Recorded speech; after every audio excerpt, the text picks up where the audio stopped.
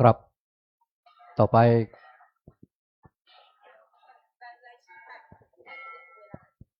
กลับพร้อมเดียวกันคำเนื้อกลับหนึ่งกลับสองกลับสามพลโต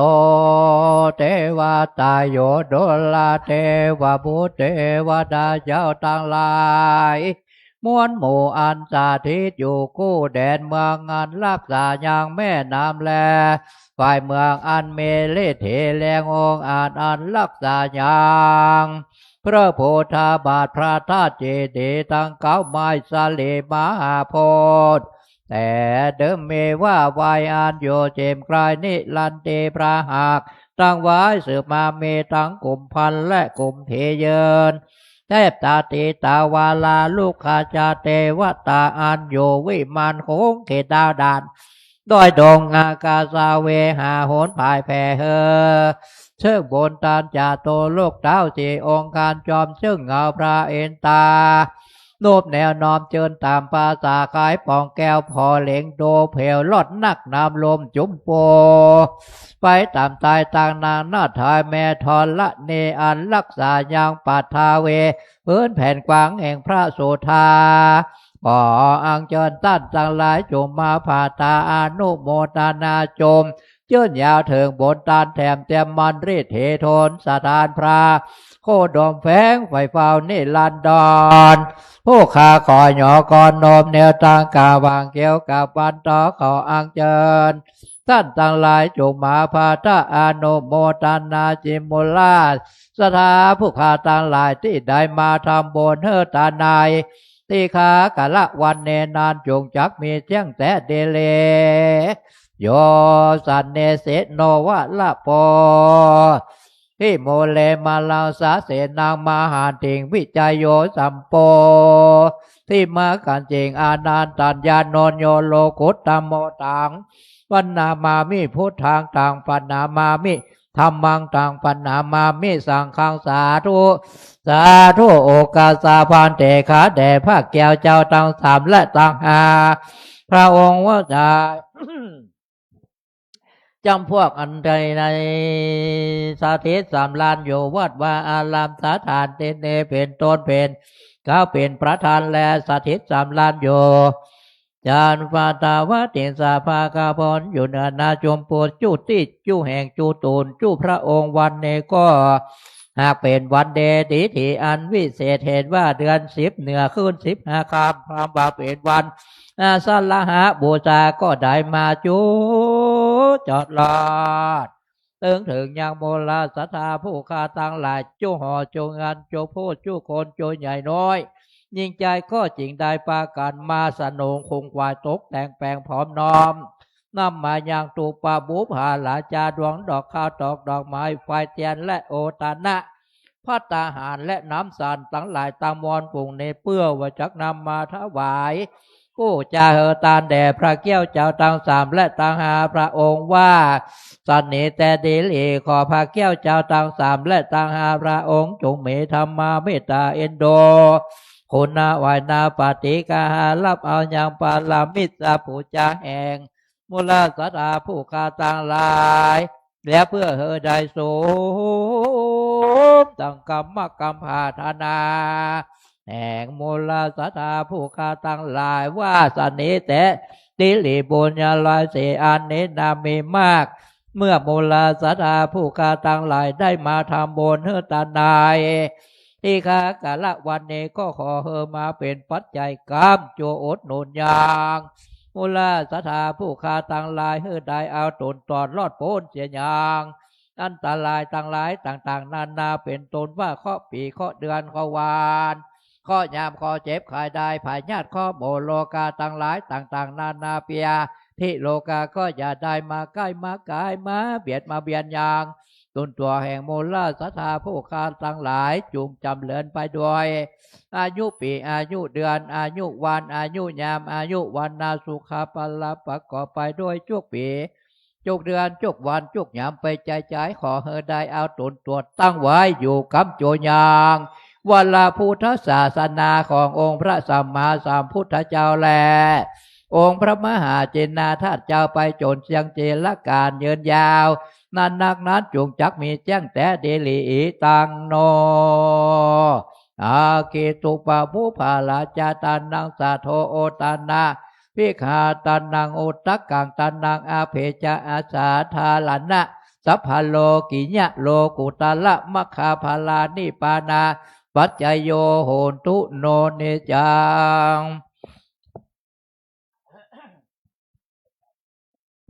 อิมินาสกาเลนะทางโพทางอภิโพชยามาอิมินาสกาเลนะทางธรรมังอภิโพชยามาอิมินาสกาเลนะตังสังฆังอภิโพชยามาอะระหังสัมมาสัมพุทโธภควาโพธังภควันตังอภิวาเทมิสวากขาโตภควตาธัมโมธัมมังนามัสสามิสุปฏิปันโนภควโตสาวกสังโฆสังฆังนะมามิหันธรรมยังพุทธัสสะภควโตบุพพภานามะกาลังกะโลมาเสภวโตอะระหะโตสัมมาสัมพุทธัสสะนะโมตัสสะภะคะวะโตอะระหะโต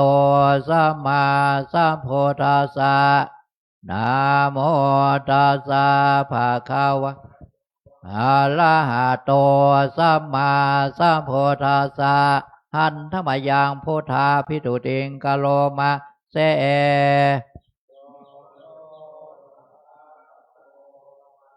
หังสัมมาสัมพุทโธ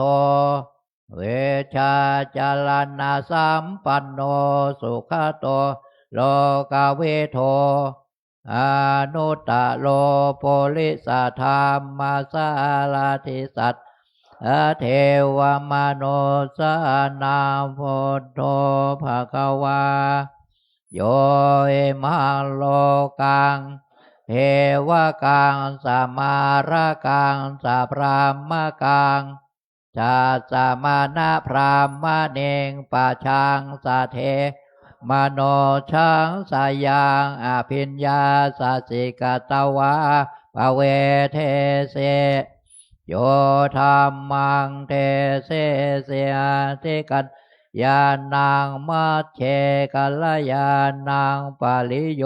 ชานะกันยานังสัทธังสัพพยัญชนะเกวลปาลิปุณังทิโสทางพระมจาริยังปากาเสเสอามหังภควันตังอภิโพทยามิมหังภควันตังศิลาสานามามิหันธรรมยังธรรมาภิตุติงกะโลมาเส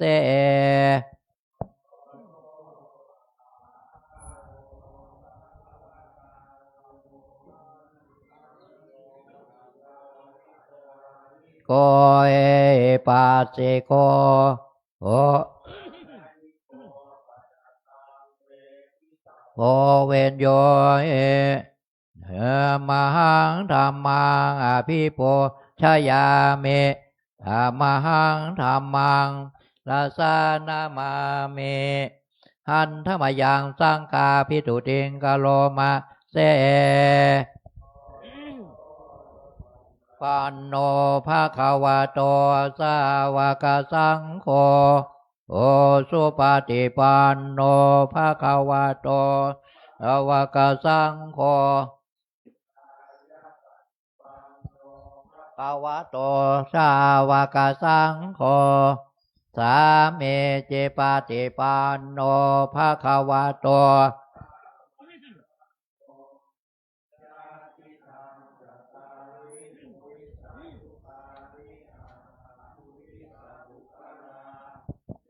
สัพพะคาวาโตสาวกสังโฆอาหุเนยโยสิเนยโยทักขิเนยโยอัญชเลกาลานิอนุตตลังปุญญเขตังโลกาสาธรรมหังสังฆังโภชยามิธรรมหังสังฆังศิลาสานามามินะโมตัสสะภะคะวะโตอะระหะโตสัมมาสัมสะนะโมตัสสะภะคะวะโตอะระหะโตสัม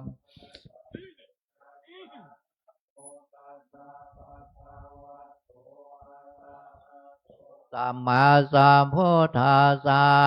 พุทธังสารนัง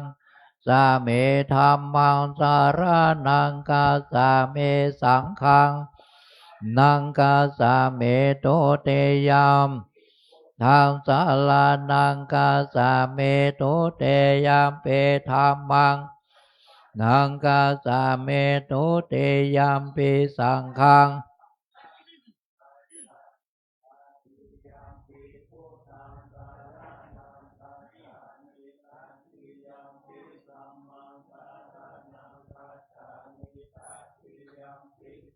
ของสารานังกัสสา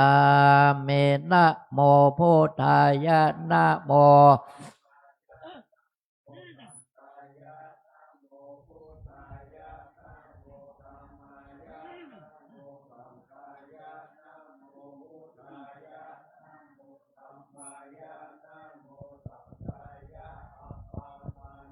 พุทโธ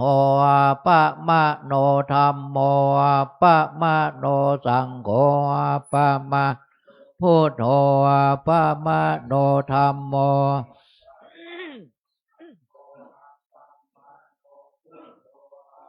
มะโนธัมโม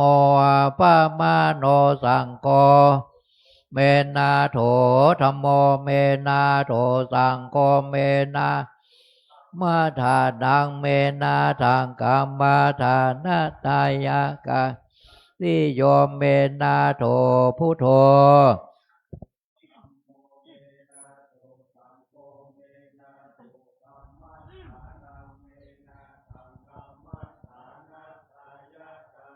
ริโยเมนาโถพุทโธเมนาโถธัมโมเมนาโถเมนาโถกรรมฐานังเมนาทางกรรมฐานะตายจาริโยเมนาโถหัมพันเต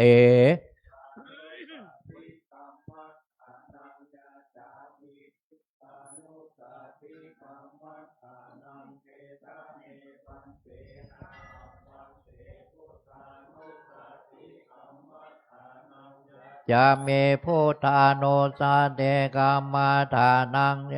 ะเมพันเตหัมพันเตนุสาเตกรรมฐานังจะเมพุทธานุสาเต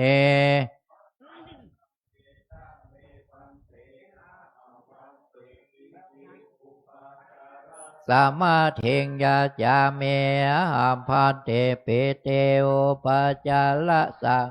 เทงยาจาเมหัมพันเตอุปจาระสัมมาเทงยาจาเมอิเตเปโส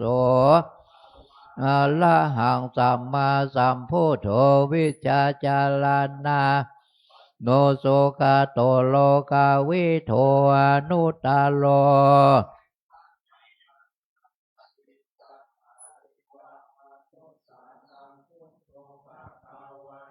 สวากขาโตภะคะวะตาธัมโมสันเทธิโกกาลิโกสิโกโอปันนายโกปัจจตังเวทิตาโพติสุปฏิปันโนภะคะวะโตสาวกสังโฆโส สุปฏิปันโนภะคะวะโตสาวกสังโฆ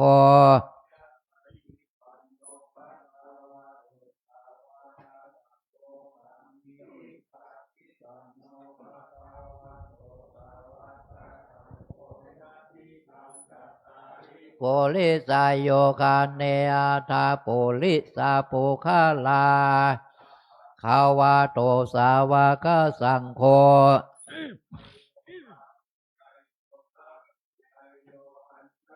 กาลานิโยอนุตาลังยะเขตังโลกาสาธิอาเทเอมัสสมิงกาเยโลมานะคาทันตาตะโจมังสังนาโลอาเทเมนจังว่ากังหาทายังยากานังกินโลมากังเปหากังสังอันตังอันตาคูนางโอทาลิยังกาเลสังปิตังปิปโลหิตังเสโทเมโทอาสุวาสา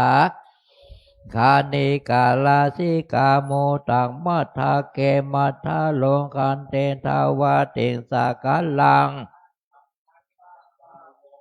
นิจังทุกขังอนัตตาอาสุเจสุพังเอมังกัมมตามภาวเตจิลังวาตายังกายโยปัทเวงอาเทเสสะเตสุโธเวญญาณโนนิลตังวากาเลงคาลังปัทเวทาโตเตโสทาโตวายโยทาโตโลภขันโทเวทนายาขันโทสังขาราขันโทเวิญญาณขันโทปัญจขันโทอาสัตนิทาสังขารานิจจทุกขาอนัตตาวิปาเลนา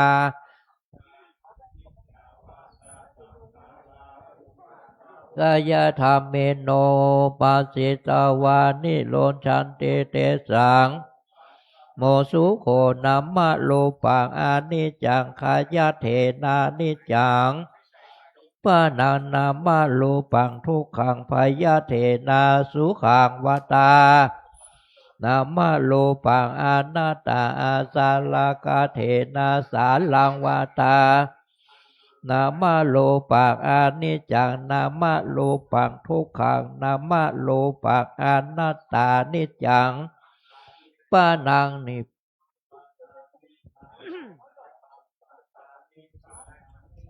ทางสาลังนิสาธุตานะปาลาเมสัมปันโนตานะปาลาเมสัมปันโนตานะปาลามาทาปาลาเม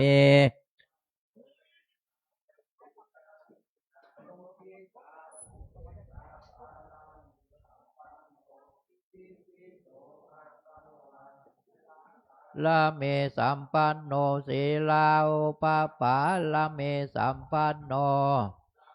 ลามาทาปาลาเมสัมปันโนเมตตามุทิตาอุเบกขาปาลาเมสัมปันโนอิติปิโส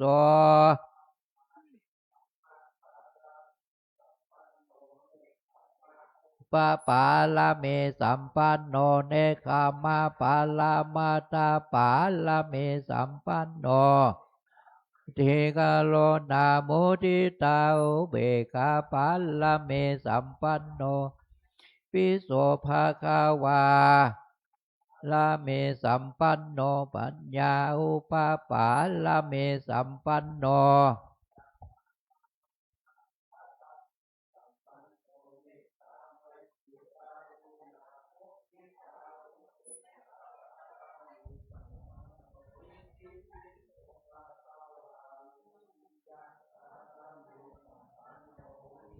ยาอุปปาลาเมสัมปันโนเวเลญาปาลามาตาปาลาเมลุนาโมทิตาอุเบกขาปาลาเมสัมหิติปิโสภะคะวะกันเตปันโนเตอุปปาลาเมส สัมปันโนเมตตาไมเตกาโลนามุทิตาอุเบกขาปัลลเมสัมปันโนปิโสภะคะวาสัจจะปัลลเมสัมปันโนสัจจะลาเมสัมปันโนสัจจะปัลลมัทธปัลลเมเมตตาไมเต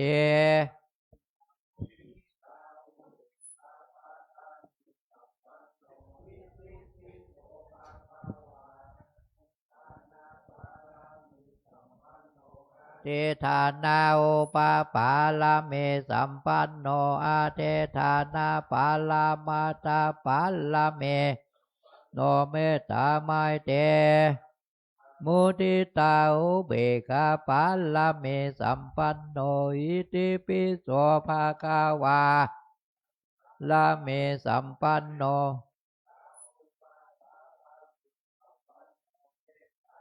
ลามาทาปัลลเมสัมปันโนเมตตาไมเตมุทิตาอุเบกขาปัลลเมสัมปันโนอิติปิโสภะคะวาปัลลเมสัมปันโนอุเบกขาอุปปัลลเมสัมปันโนอุเบกขาทาปัลลเมสัมปันโนเมตตาไมเตมุทิตาอุเบกขาปัลลเมสัมปันโนอิติปิโสภะคะวาทัสสะปัลลเม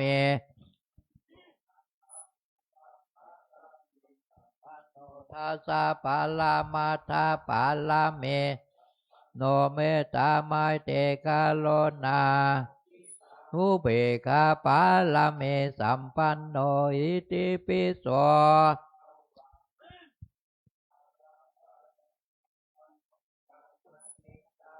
ลาเมสัมปันโนสัมมาทิงสาอุปปัลลเมสัมปันโนเมตตาลุนาโมทิตาอุเบกขาปัลลเมสัมปันโนปิโสภะคะวาพุทโธนันจุโสปิโสภะคะวาอิติปิ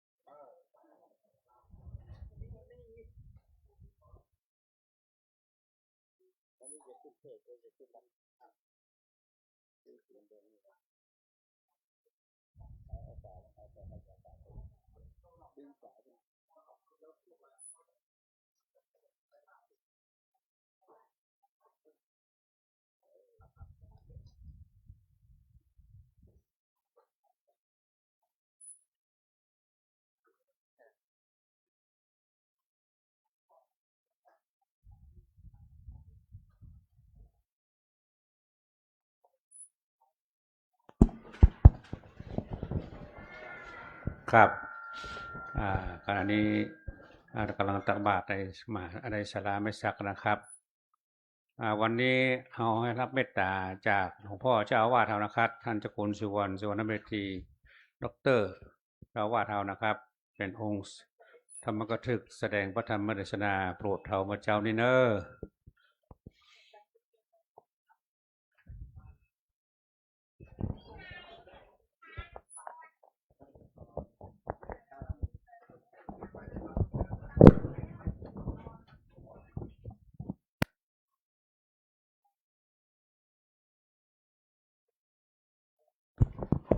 วันนี้เราจะรับศีลบุญธรรมาสนะครับบัญญัติวันนี้ก็บัญญัติ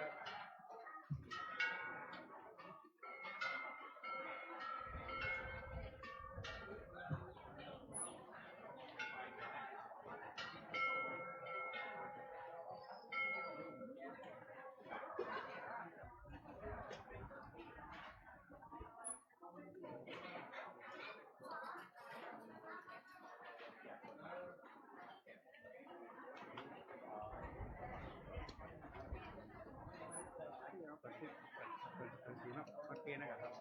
อ๋อ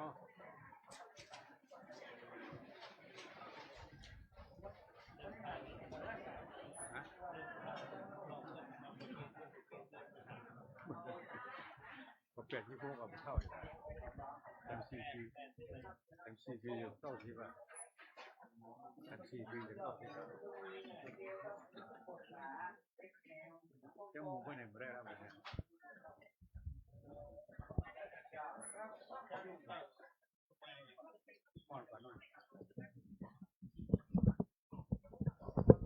ครับพร้อมแล้วคณะศรัทธาทั้งหลายกราบพร้อมเดียวกันคำเน้อกราบหนึ่งกราบสองกราบสามอิมินาสกาเลนะตังโพธังอภิปูชยามาอิมินาสกาเลนะตังธัมมังอภิปูชยามาอิมินาสกาเลนะตังสังฆังอภิปูชยามาอะระหังสัมมาสัมพุทโธภควาพุทธังภวันอภิวาเทมิสวากขาโตภควตาธัมโมธัมมังนามัสสามิสุปฏิปันโนภควโตภวกสังโฆสังฆังนามามิ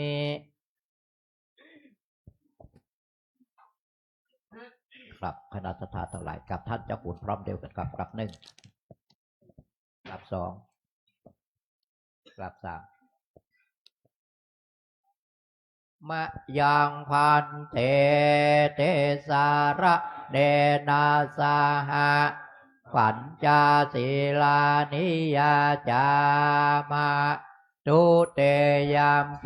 มะพันเตเตสาระเดนาสาหะปัญจศีลานิยาจามะตาเตยามเปยังพันเตเตสาระเนนาสาหะ ปัญจศีลานิยยามะนะโมตัสสะภะคะวะโต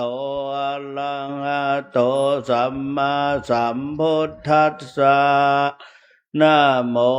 ตัสสะภะคะวะโตอะระหะโตสัมมาสัมพุทธัสสะนะโมตัสสะภะคะวะโตอะระหะโตสัมมาสัมพุทธัสสะนะโมตัสสะภะคะวะโตอะระหะโตสัมมาสัมพุทธัสสะนะโมตัสสะภะคะวะโตอะโตสัมมาสัมพุทธัสสะนะโมตัสสะภะคะวะโตอะโตสัมมาสัมพุทธัสสะพุทธังสรณังคัจฉามิ พุทธังสรณังคัจฉามิ ธัมมัง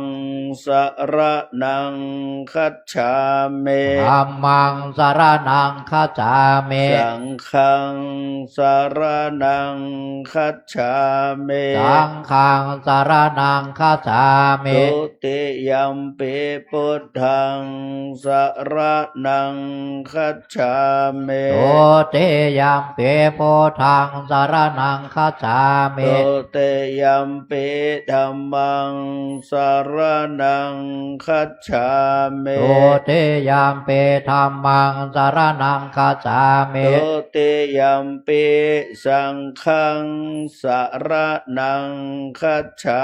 มิ ทุติยัมปิสังฆังสรณังคัจฉามิ ตติยัมปิพุทธังสรณังคัจฉามิ ตติยัมปิพุทธังสรณังคัจฉามิ ตติยัมปิธัมมังสรณังคัจฉามิ ตติยัมปิธัมมังสรณังคัจฉามิ ตติยัมปิสังฆังสรณังคัจฉามิ ตติยัมปิสังฆังสรณังคัจฉามิ ปานาติปาตาเวระมณีสิกขาปะทังสมาธิยามิ อานาเตปาตาเวรมณีสิกขาปะทังสมาธิยามิ อาตินนาตานาเวระมณีสิกขาปะทังส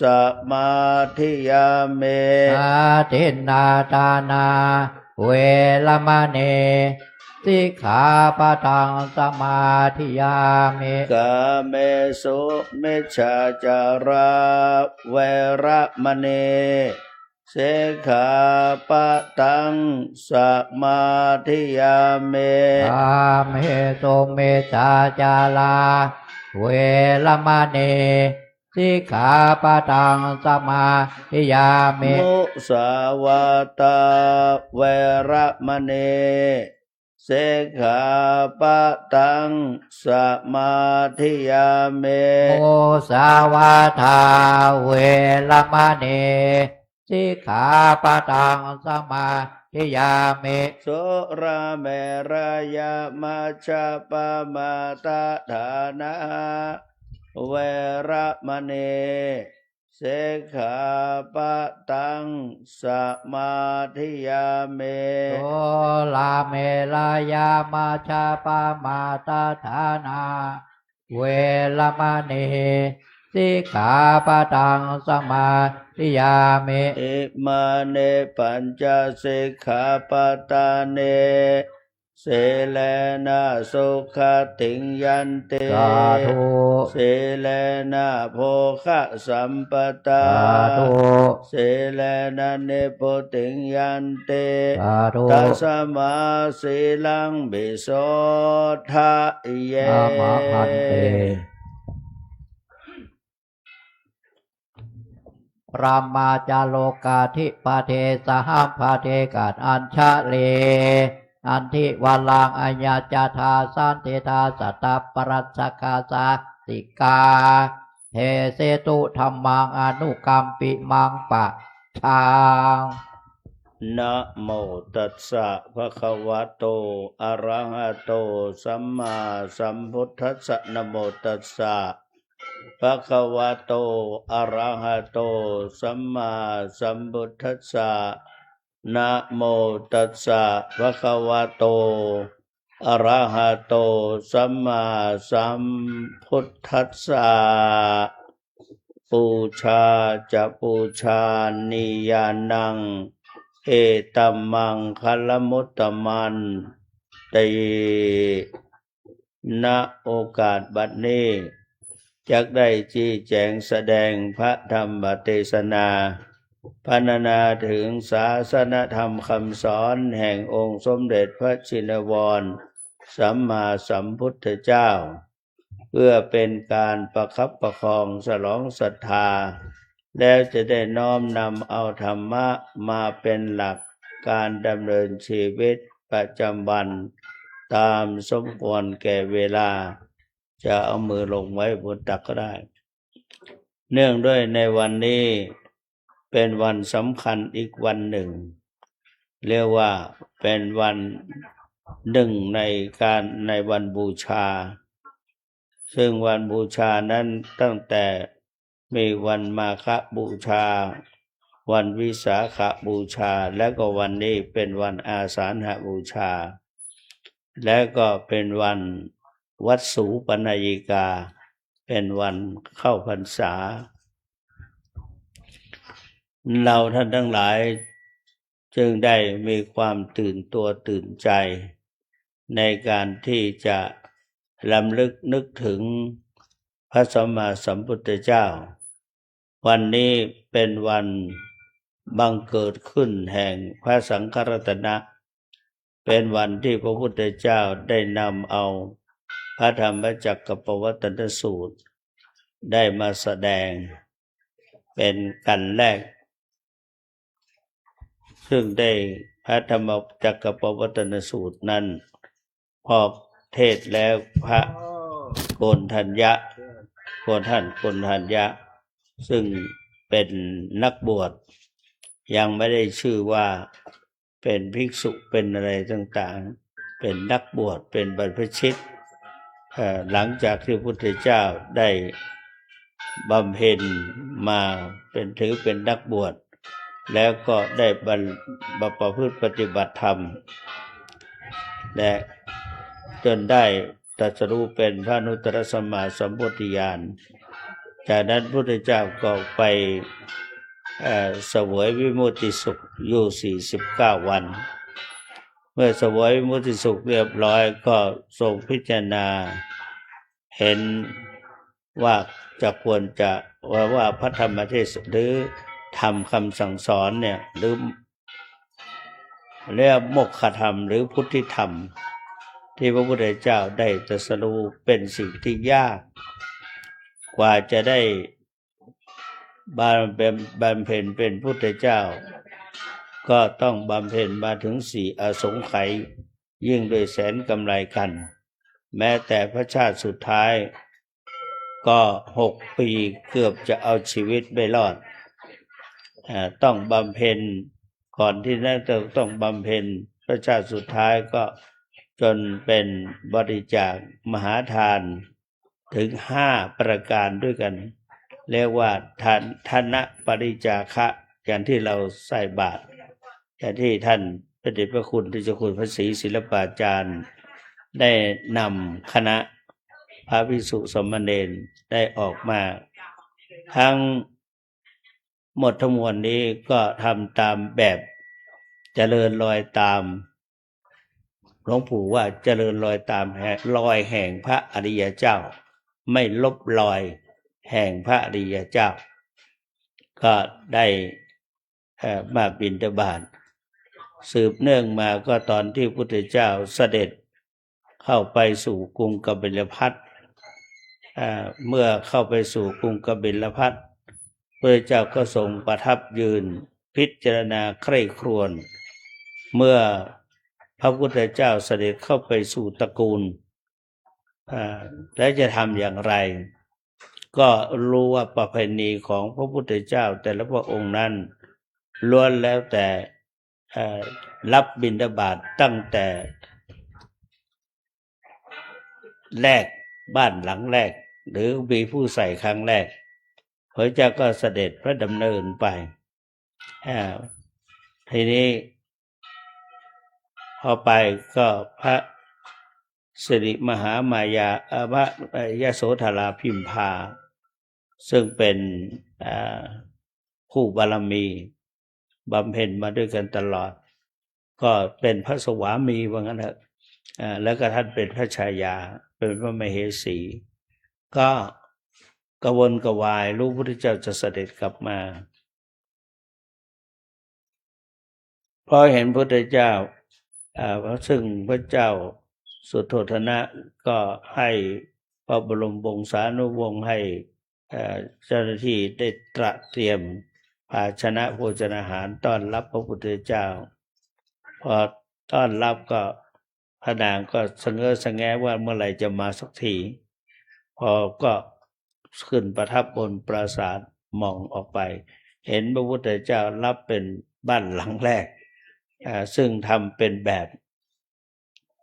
ยาจกสมัยก่อนยาจกวัติภพต่างๆซึ่งคนขอทานได้ยึดถือมาก็เสด็จวิ่งไปทูลพระเจ้าสุโธทนะพระเจ้าสุโธทนะก็เสด็จออกมาต้อนรับแล้วก็ไม่พอใจไม่พอพระทัยทำให้อับอายขายหน้า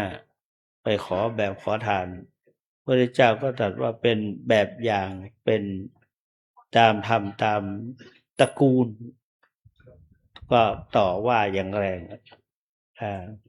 ประชดอย่างแรงใช่สิตระกูลของเราตั้งแต่พระอัยกาพระปิตุลามาก็ขอกินกันมาทั้งนั้นเนี่ยพระเจ้าก็ขอให้ท่านสงบนิดหนึ่งก็พูดให้ฟังว่าเป็นสกุลของประเพณีเป็นสกุลของพระอริยเจ้าต้องเดินบิณฑบาตชีวิตอาศัยบิณฑบาตก็หลวงปู่ก็ถือรอยตามแบบนั้นไปอยู่ตรงไหนก็บาตรไม่ทิ้งก่อนจะหลับจะนอนก็มองไม่เอาออกจากคือเอาไว้ที่บริเวณใกล้ๆมีเหมือนกันนะโยมนะเวลาเราเอาบาตรไว้ตรงนี้ความจริงล้างแล้วเช็ดแล้วคว่ำไว้ตรงนั้นพอจะไปบิณฑจริงๆให้เอาไว้ตรงไหนเนี่ยหาไม่เจอเงี้ยผมกุ้มใจเหมือนกันนะแต่บางทีเอาฝาไว้ที่หนึ่งตัวไว้ที่หนึ่งเวลาก็ล่วงไปเรื่อยๆก็หาบาตรไม่เจอก็เนี่ยเราก็มานึกถึงคำสอนไม่น่าล่ะตอนที่มาอยู่ด้วยกันแรกๆกับหลวงปู่พระอาตมาอยู่วัดเทพากรบางพลัดหลวงปู่อยู่วัดลำเปิงตะโปธารามแล้วก็เข้ามาอยู่ที่วัดพระธาตุศรีจอมทองก่อนจะนอนก่อนจะจำวัดหลวงปู่ไหว้พระเรียบร้อยหลวงปู่ก็ถามว่าทุกพ่อเลขาบาตรอาจารย์มีไหนเราก็อะไรกันตอนนี้จะหลับจะนอนมาถามหาบาตรก็ถามท่านนะถ้าไม่มาถามบาตรตอนนี้ยังไม่สว่างเลยยังกำลังจะนอนท่านก็สอนว่าจะไม่อยู่ปราศจากบาตรไตรจีวรก่อนจะหลับจะนอนเป็นของสำคัญโบราณว่าให้เอาไว้เหนือศีรษะกราบบาตรเพราะว่าชีวิตพรุ่งนี้เช้าจะได้ออกบิณฑบาตต้องออกบิณฑบาตพอมาอยู่มาเราก็มาประพฤติปฏิบัติจริงๆเนี่ยที่หลวงปู่สอนเราหรือไม่ได้สอนเราก็ข้างกระทำของท่านนะแต่เราก็เห็นว่าเวลาบางครั้งญาติโยมรอนานถามท่านทำไมมาช้าตื่นสายเลยที่จริงไม่สายหรอกเราเอาบาตรเอาไว้คนละทิศคนละทางนี้เอาไว้ตรงมุมนี้ก่อนอย่างเงี้ยเดี๋ยวค่อยมาเก็บไม่ได้เก็บลืมไป ก็ลุงเช้ามาหาไม่เจอฝามันไปที่หนึ่งบางทีก็อะไรวางทับไว้หนังสือทับไว้ยุ่งกันใหญ่เลยวันนั้นเกือบจะไม่ได้บินนะอันเนี้ยก็พระเจ้าก็ว่าเป็นพุทธประเพณีตั้งแต่นั้นมาก็บิณฑบาตแล้วก็วันนี้เป็นวันสำคัญอีกวันหนึ่งเป็นวันที่ชาวเหนือเนี่ยใส่บาตรอุปคุตไม่ใช่ชาวเหนืออย่างเดียวนะคนมาจากกรุงเทพสมุทรปราการขึ้นมาวัดพระธาตุอดิปุ่นชัยมาเช่าบ้านเช่าคืนเดียวเนี่ยเพื่อมาใส่บาตรอุปคุตเมื่อคืนนี้จะมาไปดูเขาก็ว่าลองไปดูที่ใส่บาตรอุปคุตแต่ว่าที่หนึ่งพระอุปคุตนี่มีความสำคัญเราจะจัดงานทุกสิ่งทุกอย่างก็ต้องไปอัญเชิญพระอุปคุตมารักษางานแล้วก็ที่ว่าใส่บาตรกันเช้าเนี่ยเพราะมีความเชื่อว่าพระผู้ปฏิบัติดีปฏิบัติชอบออกจากนิโรธสมาประวัตินะตามประวัติพระอุปคุตเนี่ยเข้านิโรธสมาบัติเข้านิโรธสมาบัติ7 วัน 7 คืนไม่หิวผู้ที่เข้านิโรธสมาบัติเนี่ยบางท่านนี่มันชื้นใช่ไหมระยะเนี้ยบางท่านก็ไปนั่งแล้วบางที่มันชื้นปลวกขึ้น7 วันนี่ปลวกขึ้นเหมือนกับญาติโยมปล่อยให้กระท่อมนาหรืออะไรล้างหรือกุฏิล้างปลวกมันจะขึ้นมาโอ้ไวจังเลยทำเป็นจอมปลวกนี่มันเห็นพระนั่งเงียบเข้านิโรธสมาบัติมันก็จีวรมีเนี่ยก็ขึ้นมาก็เข้ามาจนมิดฆ่าไม่ตายขายไม่ขาดเผาไม่ตายพอออกมาแล้วก็ท่านก็รู้ว่าโอ้ขึ้นมาเต็มเนี่ยเราอยู่ในจอมปลวกเสียแล้วก็อธิษฐานแผ่เมตตาปลวกเหล่านั้นก็ลงไปอยู่ข้างล่างท่านก็ใช้อิทธิวิธีแสดงฤทธิ์ได้ทำให้จอมปลวกนั้นดินนั้นเกิดหลุดลุ่ยเป็นผงออกจากสรีระท่านไปแต่ว่าผ้าไม่เหลือหรอแล้วปลวกกินหมดถ้าถึงกับห่มใบไม้ใบหญ้าบ้างอะไรอย่างนี้ก็มีประวัติแต่ว่าอุปคุตไม่ใช่นะเอาอุปคุตนี้ท่านก็เข้านิโรธสมาบัติพอเข้านิโรธสมาบัตินี่พอออกมาแล้วนี่ตอนที่อยู่ในนิโรธสมาบัตินั่นน่ะ7 วัน 7 คืนน่ะจะไม่หิวไม่อะไรเนี่ยเขามีสุขเกิดจากการประพฤติปฏิบัตินะมีปีติเป็นภักษามีความอิ่มเอิบแต่พอออกแล้วเนี่ยโอ้โหอย่าบอกใครเชียวหิวซะจนพอได้ใครได้ถวายอะไรตอนนั้นอานิสงส์จะแรงภายใน7 วันแม้แต่ยาจกวันที่พกคนขออธิษฐานเป็นเจ้าฟ้าเจ้าแผ่นดินก็จะมีเหตุการณ์เป็นเปลี่ยนไปในสมัยแต่ก่อนก็มีกษัตริย์ผู้ไม่มีศีลไม่มีธรรมก็สิ้นถึงแก่วอดวายแล้วก็เขาก็ไปเชิญผู้ที่ได้ทำบุญนั่นผู้ที่ได้ทำบุญนั่นตามประวัติพระอุปคุตออกจากนิโรธสมบัติก็ต้องมองถึงความพร้อมตามปกติพระผู้ออกจากนิโรธสมาบัติพระมหากัสสปะก็ตามใครก็ตามว่าออกจากนิโรธสมาบัติก็จะต้องตรวจดูเราจะไปดูใครดีนะจะไปโปรดใครนะก็ต้องมีความผู้ที่จะได้คุณธรรมอันนี้จะได้อานิสงส์อันนี้จะได้บุญเพราะอย่างนี้จะได้โชควาสนานี้ก็ต้องเป็นผู้มีความพร้อมที่จะไปโปรดจากไกลแสนไกลท่านก็จะแสดงคือถ้าท่านไป ท่านไปได้เพราะท่านมีฤทธิ์ท่านไปด้วยไปไหวไปโปรดได้เช่นพระทักษิณโมลีธาตุเนี่ยที่จะมาอยู่ในพญาอังครัตถะ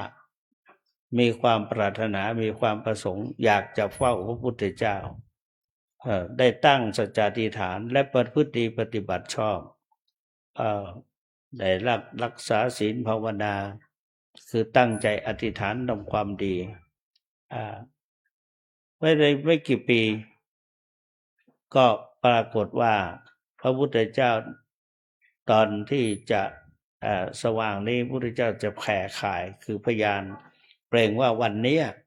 จะไปโปรดใครปรากฏว่าพญาอังครัตถะไปปรากฏในเครือข่ายยาน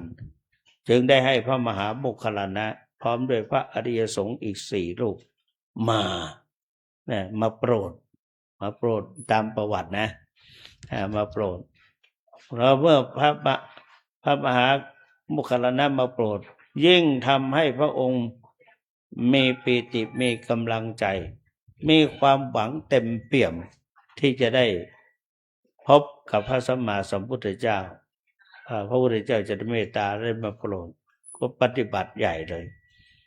เพราะฉะนั้นเสร็จเรียบร้อยก็ไม่ช้าไม่นานพระพุทธเจ้าก็เสด็จมาซึ่งท่านฝันถึง2 ครั้งครั้งแรกฝันหงส์5 ตัวบินมา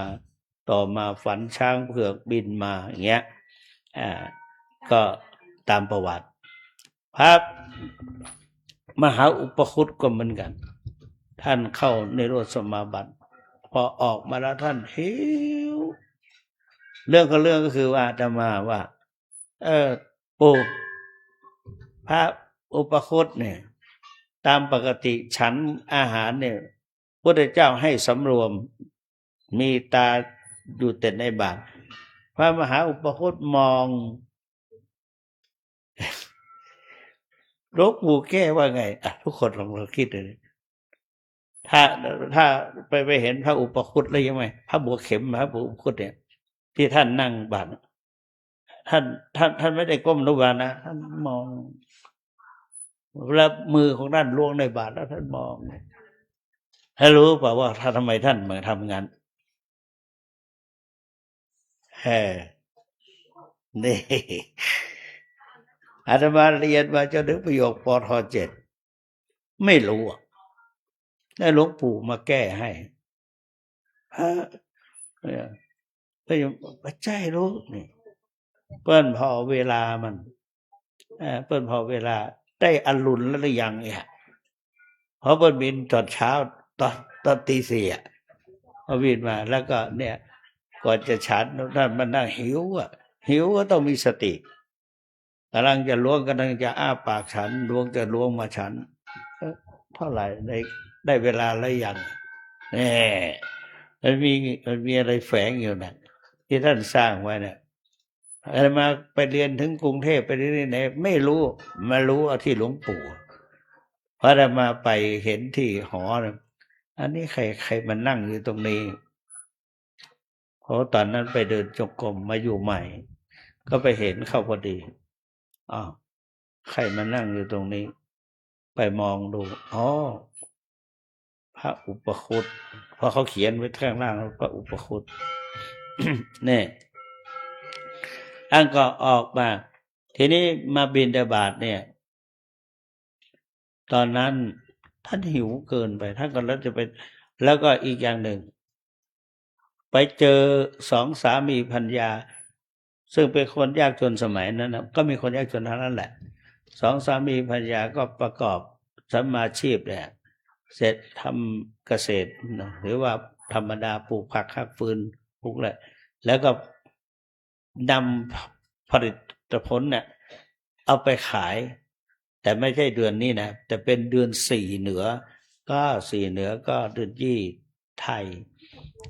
ก็4เพ็งนะสมัยนั้นก็ท่านก็ไป2 สามีไปพอไปก็ไปเจอเนนน้อย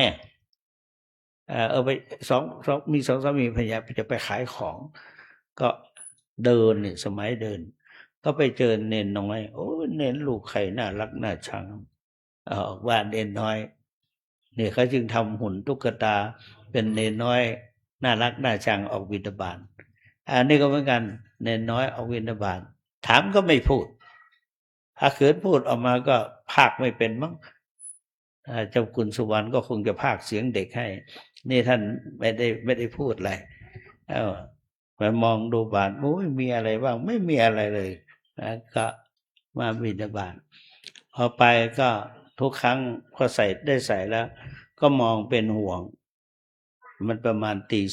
4ก็เนนก็เดินไปไปทางไหนเนนเดินไปพุ่มอันนี้ประวัติที่วัดอุปคุตเชียงใหม่นะอุปคุตเชียงใหม่พอมองดูก็เนนน้อยได้เดินไปหายใต้ต้นไทรแต่ว่าแปลกตามสามีไปส่งสามีวิ่งกระหืดกระหอบมาเนนหายไปแล้วหายไปไหนก็ไม่รู้เข้าไปใต้ต้นไทรหายไปแล้ววิ่งมาแล้วก็เสร็จเรียบร้อยก็ภรรยาก็ไม่ได้ตกใจอะไรยกมือไหว้มันเป็นเนนเนี่ยก็เดินไปขายทุกครั้งไปขายของก็นั่งรอนานแต่วันนั้นไปขายของได้ไวทำไมท่านออกมาหนึ่งเพราะไปขายของนะเกือบไม่ได้ขายตั้งใจจะไปโปรด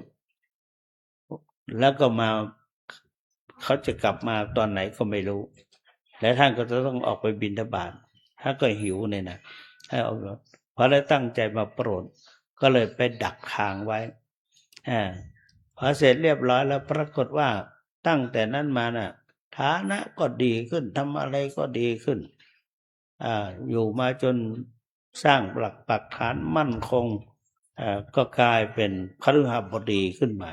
มีฐานะดีขึ้นแล้วก็อยู่มาก็มาเจอพระอีกองค์หนึ่งว่าแล้วก็มาเล่าให้ฟังว่าเคยทำอะไรก็แปลกเหมือนกันเนี่ยแล้วก็เคยได้ทำบุญสุนทานไม่เคยได้ทำลองนึกถึงดิเมื่อก่อนเนี่ยเคยได้ใส่บาตรเนนน้อยมีไหมโอ้ก็เล่าให้ฟังก็เลยเป็นพระอุปคุตฉะนั้นจึงมีความเชื่อว่าใส่บาตรตอนเช้าเนี่ยวันเพ็ญเนี่ยมาเจอกับวันพุธตรงกับวันพุธวันนี้นิยมทั้งหลายได้ใส่วันนี้หนึ่งได้ไม่ลบรอยแห่งพระอริยเจ้าสองเผื่อไม่แน่โยมทำบุญทุกวันทำความดีทุกวันก็อาจจะมีเมื่อกี้ไม่ได้บอกไว้ว่าสังเกตดูเนนน้อยนะหน้าตาองค์ไหนแปลกหรือมีอินทรีย์ผ่องใสผิดกับรูปอื่นๆนั่นแหละพระมหาอุปคุตแปลงมาเนี่ยลองสังเกตดูอาจจะมีสักองค์นี่ก็เป็นหลวงปู่ก็นำแบบนั้นมาบิณฑบาตจึงวันสำคัญมาเห็นว่าญาติโยมมาพร้อมกันก็จึงได้ใส่บาตรฉะนั้นจึงทำให้แล้วก็จัดให้ญาติโยมได้บุญได้กุศลหรือได้ทั้งความรู้เสร็จเรียบร้อยก็เข้ามาในศาลาได้มาสมาทานศีลได้สมาทานศีลทานให้แล้วมารักษาศีลแล้วก็จัดให้มีการเทศน์เมื่อก่อนไม่มีพอหลวงปู่มาหลวงปู่ก็ให้เทศน์แรกๆก็บังคับให้มหาแสวงเทศน์อาตมาก็ได้เทศน์บ่อยๆจนเสร็จแล้วท่านก็บอกว่าให้องค์อื่นเทศน์บ้างท่านสอนเขาได้เราก็ไม่รู้จะไปสอนยังไงนะเทคนิคของใครก็มาแต่ปัจจุบันเนี่ยแต่ละองค์ขึ้นมาเช้าอย่างนี้วันพระแสดงพระธรรมเทศนาวันนี้เป็นวันเริ่มแรกท่านพระครูพุทธศาสตร์สุประดิษฐ์ผู้ช่วยเจ้าอาวาสหรือท่านพระมหาบอยมหาประเสริฐจะนำญาติโยมมาก็ไปด้วยเจ้าอาวาสหนีไม่ได้ก็จะเริ่มแรกวันนี้แล้วก็จะได้เทศพระธรรมจักรปวัตตนสูตรแบบล้านนาแบบล้านนาคือรักษาจารีตประเพณีนี่จารีตประเพณีเป็นสิ่งสำคัญ รักษาจารีตประเพณีไว้ใส่บาตรอุปคุตก็เป็นจารีตประเพณีของชาวเหนือที่ว่าเมื่อคืนนี้อาตมาไปวัดพระธาตุริพุนชัยฝนก็ตกไปตลอดทางอื่นๆไม่แปลกได้ใส่แล้วก็เสร็จไม่สำคัญคือเราได้ใส่แล้วไปเห็นเขาจัดอย่างนี้อย่างนี้อย่างนี้ก็วันหลังจะได้เรียนให้ท่านเจ้าคุณพระศรีศิลปาจารย์ทราบถ้ามีโอกาสแต่ว่าของเรานั้นเป็นสำนักปฏิบัติวิปัสสนาขืนใส่เช้าตู่นี่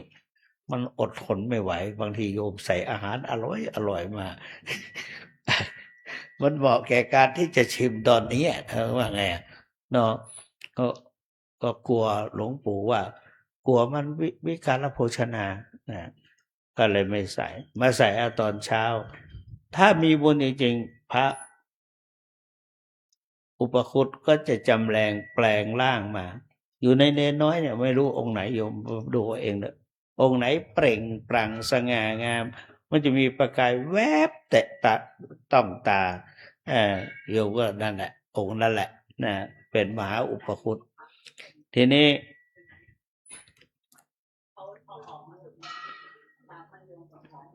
หูแกไม่ดี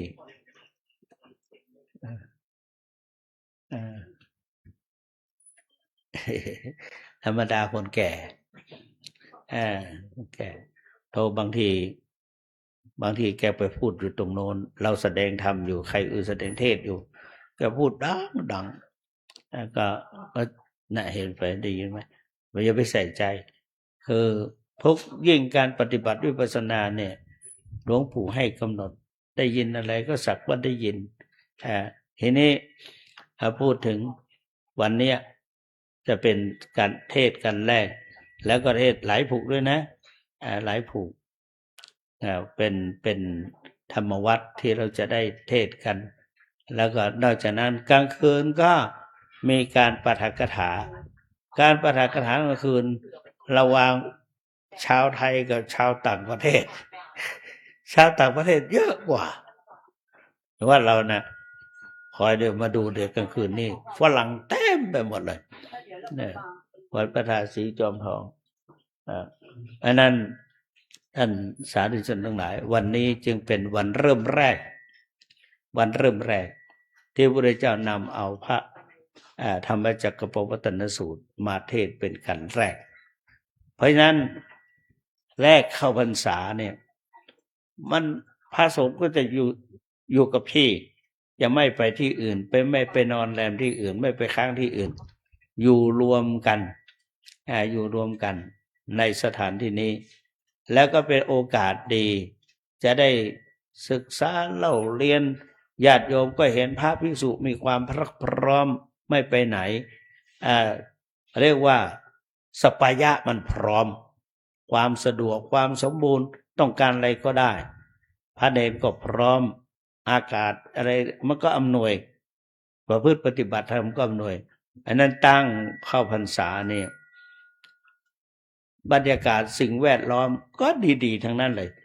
ต้นไม้ก็ผลิใบออกเขียวชอุ่มนั่นแหละบรรยากาศก็ดีฝนก็ดีอากาศก็ดีไม่ร้อนไม่อบไม่อ้าวทีนี้เหมาะแก่การที่จะบำเพ็ญบุญกุศลภาวนาให้ตนเองหรือปฏิบัติเราทั้งหลายในตัวเรานี่มีจริตต่างๆไม่เหมือนกันในตัวเราเนี่ยเราจะได้ตรวจดูจริตของเรา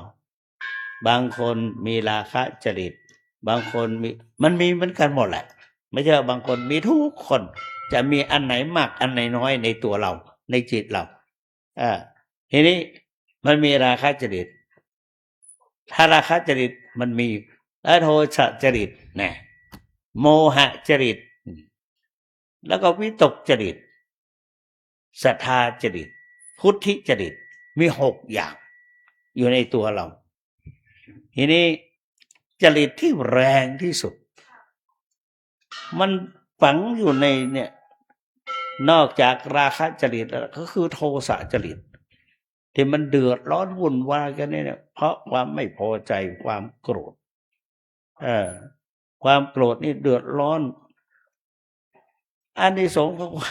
ผลของความโกรธไม่เรียกว่าอานิสงส์นะเพราะมันแรงเมื่อเราโกรธสมมติว่าท่านเจ้าคุณเนี่ยโกรธเป็นคนโทสะจริตนั่งเทศอย่างนี้โยมมาคุยกันโกรธในขณะเดียวกันเราไม่รู้นี่สิ่งที่เราจะตายเมื่อไหร่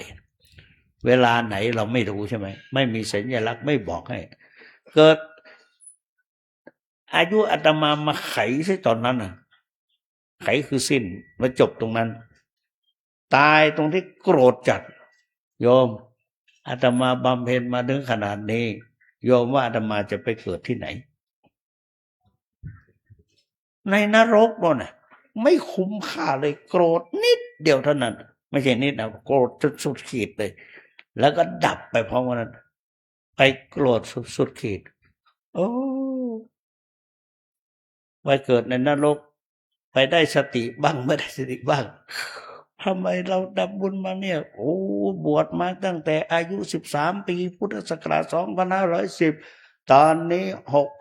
69เท่าไหร่โยมอาตมาบวชได้เท่าไหร่50เท่าไหร่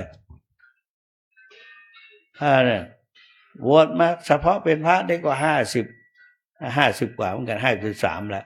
นะ53 ปีเข้ามานี่ถ้าเนนอีก7นะไปเท่าไหร่โอ้โหบวชมานานถึงขนาดนี้เอาตอนนี้ได้73เอา13ลบมาเท่าไหร่นะบวชได้เพราะว่าอายุ13 ปีบวชบำเพ็ญมาศึกษาเราเรียนมาสวดมนต์ภาวนาจนภายนอกประสบความสำเร็จมาจนถึงทุกวันนี้โอ้ไม่เบาเหมือนกันนี่แต่ว่าผลแห่งการบวชโกรธสุดขีดไปเกิดในนรกด้วยคุ้มไหมถ้าเป็นการค้าขายคุ้มไหมไม่คุ้มเลยเพราะอะไรความโกรธตัวเดียวโบราณท่านพูดมีความโกรธจากโกรธให้พระพุทธเจ้ากัดฟันไปถามพระพุทธเจ้าข้าอะไรถึงจะมีความสุขโอ้โหพุทธเจ้าตรัสว่าโกทังคติวะโกทังคติตวาสุขขังเสติถ้าฆ่าความโกรธแล้วนอนสบายอยู่สบาย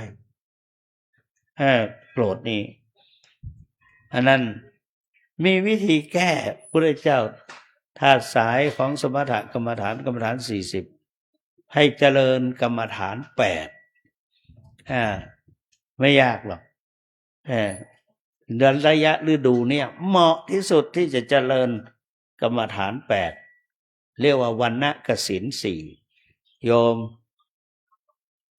ใบผักใบอะไรต่างๆใบมะเขือใบผักกาดใบขิงใบข่าใบอะไรมันเขียวจริงใบไม้ที่มันใบพิกุลเขียว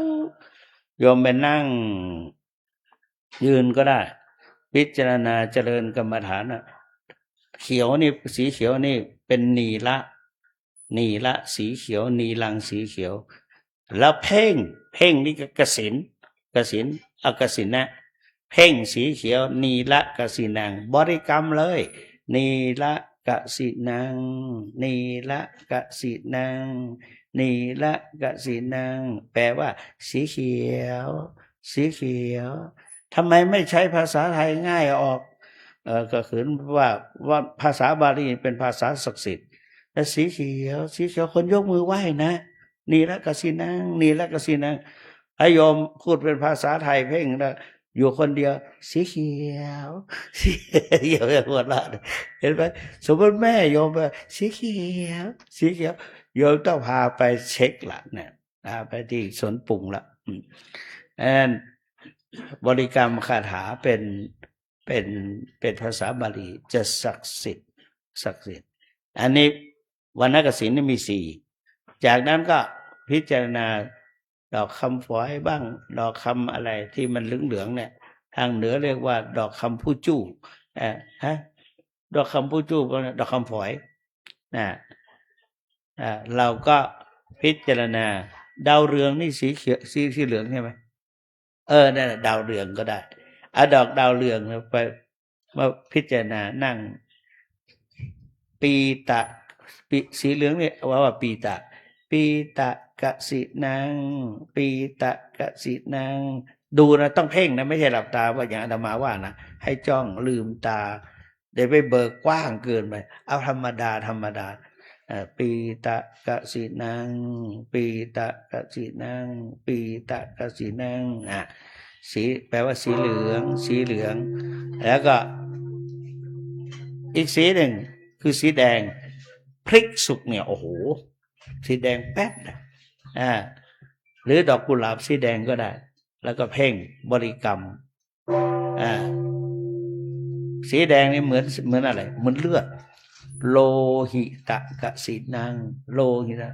แล้วก็สีขาวเนี่ยสีขาวดอกไม้สีขาวเยอะแต่ต้องเป็นดอกเป็นดอกไม้จริงๆนะไม่ใช่กระดาษนะเพ่งความสดของมันมีก็โอทาตะกสินังโอทาตะกะแล้วก็มาเจริญพรหมวิหาร4ถ้าลูกหลานเราเอาพรหมวิหาร4ญาติเราเอาพรหมวิหาร4เมตตากรุณาเพ่งเมตตามีเมตตาเห็นอกเห็นใจแล้วก็ประสบความสำเร็จก็อนุโมทนายินดีไม่ว่าลูกไม่ว่าหลานไม่ว่าคนอื่นผิดพลาดพลั้งเราก็ไม่เหยียบย่ำซ้ำเติมวางอุเบกขาแน่เจริญกรรมฐานนี่แล้วจะจากนั้นอันนี้ก็คือแต่ถ้าหากไปโดยอัปปมัญญาไม่เจาะจงเพียงแต่กรรมฐาน1วันนกสิณ4และเจริญพรหมวิหาร4หรืออัปปมัญญา4ทีนี้เราก็มันก็จะบรรเทาแล้วก็หายไปในที่สุดนี่เป็นการยังพรรษาเนี่ยมันสะดวกเหมาะมีความพร้อมแล้ววันนี้จะมีงานหลายอย่างวันนี้พระสงฆ์ก็จะลงอุโบสถตอนมีเทศแล้วก็มีวันนี้ตอนเช้านี้ท่านเดชพระคุณได้นำคณะภิกษุสามเณรบิณฑบาตเจริญรอยตามแห่งพระอริยเจ้าเจ้าวาดก็มาตัดเอาตรงนี้เสร็จเรียบร้อยก็มาแสดงการเทศเบิกเป็นการแรกตอนแรกก็ว่าจะเทศเรื่องนี่แหละวันสำคัญวันนี้แต่ก็สื่อมีเยอะแยะได้ยินก็เลยว่ามันพอดีมันตรงกับวันเพ็ญวันเพ็ญเป็นพุธคนมีความเชื่อก็จึงไปดูที่สำคัญประทับใจที่สุดมาถึงบ้านลืมไปแล้วผ่านมามีพระ3 รูปแล้วก็มีพระพุทธรูปเขาก็เข็นพุทธรูปใส่รถเข็นไปแล้วก็วันนี้ได้บรรยากาศมันมืดตื้อก็รถอาตมากลับมาแล้วหลังจากนั้นน้องสลิงเปิ้นปฏิอย่างสักอย่างปฏิติ้งๆอย่างเงี้ยนะมันมืดตื้อเกือบจะไม่เห็นละน้องสลิงคนขับรถบอกตุลุงเปิ้นใส่บาตรนะตุลุงจะลงตอนแรกว่าไม่ลงละฝนตกมองดูหันไปมองได้บรรยากาศเนี่ยมันมืดเนี่ยบางทีเผื่ออุปคุตแฝงมานั่นแหละลงจอดถือซองไปใส่แล้วก็มีของด้วยใส่เพราะว่าใส่ไม่หมดเมื่อคืนนี้ก็ยังเหลือซองมาอีกตั้งเยอะแยะก็จะเอาไป121 ซองใส่ซองละ100แล้วก็พอดีตั้งใจมานึกจะมาใส่บาตรตรงนี้ของก็มีเยอะแยะจะมาใส่บาตรแต่ว่าจะต้องขึ้นมาเทศที่นี่ก็เลยไม่ทันแล้วก็เลยว่าวันนี้พระภิกษุสงฆ์สามเณรสำนักเรียนจะมีการทอดผ้าป่าตอนกลางคืนท่านเจ้าคุณท่านเจ้าอาวาสได้ประรภว่าเดี๋ยวให้10,000ร่วม10,000 วันนั้นร่วมกับท่านเจ้าคุณพระศรีศิลปาจารย์ปฏิบัติธรรมต้อง45 วันก็ร่วมไป120,000สาธุด้วย ธุ นานนะที่เจ้าอาวาสจะทำอย่างนี้120,000แล้วก็วันนี้จะร่วมกับสำนักเรียนท่านพระครูประหลัดสุวัฒนมงคลสิทธิคุณเป็นครูใหญ่ แล้วก็ท่านมหาลูกมหาเขาตั้งเต็นท์ไว้ประกาศก็บอกจะร่วม10,000พระมหาพิชิตชัยบอกว่าเจ้าคุณพ่อผมประกาศให้2 วันนะต้องประกาศวันละ10,000นะว่าบอกว่า10,000ก็จะมอบให้ตอนกลางคืนตั้งต้นให้ แล้วทีนี้ก็วันที่9วันที่10บนดอยอินทนนท์สร้างองค์พระเจดีย์เป็นมหาธาตุอีกองค์หนึ่งถวายในหลวงรัชกาลที่10ท่านลืมชื่อไปละมันนิมนต์ไปก็บอกว่าไหนๆก็เกิดมาร่วมสมัยมาทันสมัยที่นี่ก็ขอร่วม10,000วันที่10ก็จะได้ไปมอบให้ไปมอบข้างบนที่ดอยอินทนนท์เพราะนั้นก็ทำบุญไว้เหมาะเราไม่รู้ว่าชีวิตเราจะดับไปเมื่อไหร่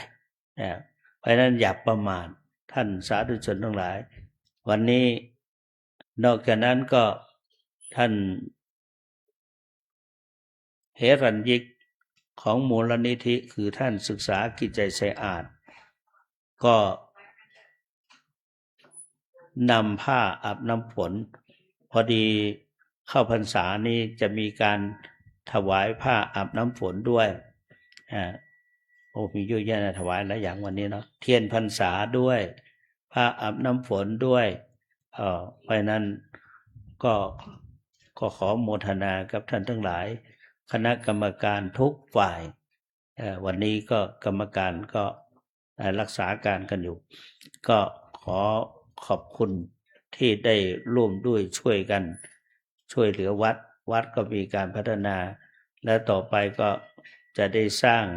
หอส่งน้ำพระทักษิณโมลีธาตุใหม่องค์ใหม่แล้วก็มีการบูรณะเยอะแยะเหลือเกินนะวันนี้มาพูดแล้วก็เวลาก็จะช้าไปก็ขอเอาไว้โอกาสต่อไปวันนี้ได้นำเอาสาระธรรมหลายอย่างจะไปเน้นก็ตรงที่เราจะประพฤติปฏิบัติที่เป็นประโยชน์โกทังคติตวาสุขังเสติฆ่าความโกรธแล้วจะเป็นสุขเราจะไม่ไปพบทุกข์ในอบายขืนใกล้ชีวิตจะดับเกิดมาโกรธขึ้นแล้วก็หรือว่าไปโกรธในตอนใดตอนหนึ่งเดี๋ยวมันฝังแก่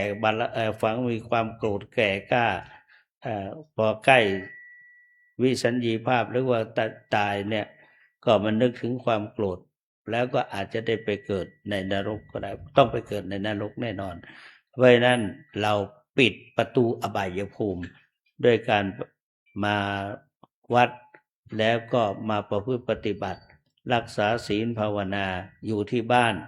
ก็นำเอากรรมฐานภาวนาไปเจริญในพรรษานี้ลองพิจารณาดูว่าแต่ละวันเราทำอะไรดีขึ้นเป็นการพัฒนาแสดงปีติอนุโมทนาตนเองก็เราก็จะไม่เสียทีที่พรรษามาแล้วเราได้สติแล้วก็ประทำความดีให้กับตนเองเทศนาปริโยสาเนในการเป็นที่สิ้นสุดลงแห่งพระธรรมเทศนาพุทธานุภาเวนะด้วยอนุภาพแห่งคุณพระพุทธเจ้าธรรมานุภาเวนะด้วยอนุภาพแห่งคุณพระธรรมเจ้าสังฆานุภาเวนะด้วยอนุภาพแห่งคุณพระสงฆ์เจ้าตลอดถึงทานที่ได้รักษาทานที่ได้บริจาคศีลที่รักษาภาวนาที่ท่านจะได้ไปเพิ่มเติมเสริมต่อยอดและเจริญเพิ่มขึ้นโดยการพิจารณาในกสิณทั้ง4และก็เจริญ พรหมวิหารสี่ตลอดถึงอัปปมัญญาสี่ก็ท่านก็จะประสบความสำเร็จและก็ได้ลองลิ้มชิมรสแห่งการประพฤติปฏิบัติธรรมเทศนาเห็นสมควรแก่เวลาขอสมมติยุติลงคงไว้แต่เพียงเท่านี้เอวังก็มีด้วยประการฉะนี้ อันตมยังสาธุกะลังกะโลมาเซสาธุสาธุสาธุ นะโมตัสสะภะคะวะโตอะระหะโตสัมมาสัมพุทธัสสะนะโมตัสสะภะคะวะโตอะระหะโตสัมมาสัมพุทธัสสะนะโมตัสสะภะคะวะโตอะระหะโตสัมมาสัมพุทธัสสะอิติปิโสภะคะวะอะระหังสัมมาสัมพุทโธวิชชาจารณะสัมปันโนสุขโตโรกาเวโตอนุตตโรปุเรสธรรมสารเตสัทธาเทวมนุสานังพุทโธภะคะวะเตสวะขาโตภะคะวะตาธัมโมสันติเตโกอากาเลโกเอหิปัสสิโกปันนายิโกปัจจตังเวทิตาโพวินโยเหติสุปฏิปันโนภะคะวะโตสาวกสังโฆอุชุปฏิปันโนภะคะวะโตสาวกสังโฆยายาปฏิปันโนภะคะวะโตสาวกสังโฆสามีจิปฏิปันโนภะคะวะโตสาวกสังโฆจัตตาริปุเรสยุคานิอัตถปุเรสปุคาราเอสัพพะคะวะโตสาวกสังโฆอาหุนายโยปาหุนายโยทักขินายโยอัญชลิการณิโยอนุตตรังปุญญเขตังโลกัสสาติมหากัลโลเนโกนาโถหิตายาสัพพปานินังภูเรตวะปาลเมสัพพปะโตสัมโพธิมุตตมังอิเตนะวัชเชนะโหตุเตชัยยะมังคารังชัยยันโตโพธิยามูเลสักกายานังนันเทวัฒโนเอวังตะวังวิชัยโยโหเฮชัยยสุชัยยะมังคาเรอปปะลาจิตตปัลลังเกสีเสปทาวิโปคาเรอภิเสเกสัพพพุทธานังอาคาปะโตปโมทเตสนักขตังสุมังคารังสุปาภาตังโสโหเตตังโสขันโนสมโมโหโตจะโสเยตังพระมัจจาเลโสปาทักขินังกายกรรมังวาจากรรมังปาทักขินังปาทักขินังมโนกรรมังปณิทิเตปาทักขินาปาทักขินาเนกตวานาลาปันตเตปาทักขิเน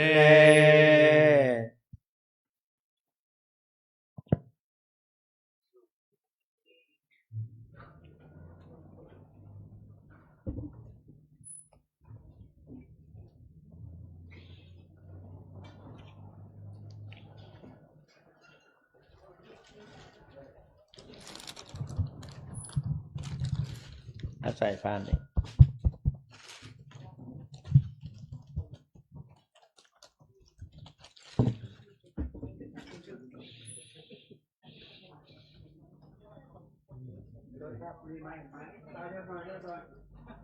ไม่เป็นจังเล่งไม่ต้องเล่ง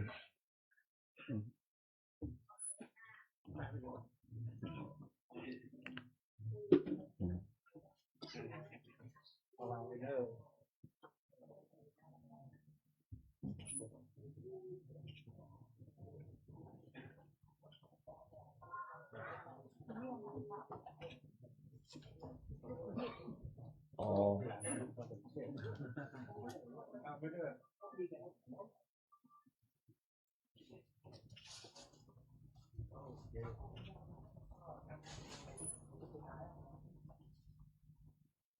จะ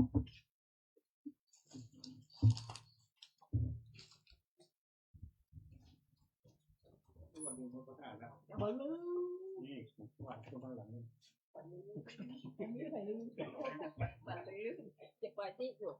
ไปทำผลในวังต้องในวัง